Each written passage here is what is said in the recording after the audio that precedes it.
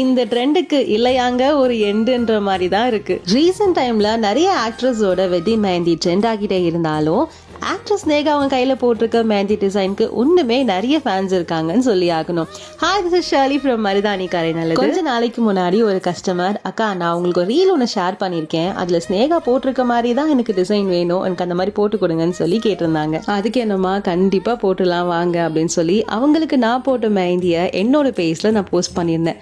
அதுக்கப்புறமா தான் கேமே ஸ்டார்ட் ஆச்சு. ஏன்னா இந்த பிக்கை என்னோட பேஜ்ல நான் போஸ்ட் பண்ணிட்டதுக்கு அப்புறம் அதுக்கு பின்னாடி வந்த புக்கிங்ஸ்ல நிறைய கஸ்டமர்ஸ், அக்கா உங்க பேஜ்ல லோட்டஸ்லாம் வரைஞ்சு ஒரு பேக் டிசைன் போட்டிருக்கீங்க இல்லைங்களா, அதே மாதிரி தாங்க எனக்கு வேணும்னு சொல்லிட்டு நம்ம பேஜ்ல நம்ம போட்ட டிசைனே நம்மளுக்கு ஷேர் பண்ணி ரெஃபரன்ஸ் பிக்கா அதே மாதிரி போட மாதிரி ஒருத்தர் 2 பேர்லாம் கேட்கலங்க. இது வரைக்கும் நான் 8 பேருக்கு இதே டிசைனை போட்டிருக்கேன்.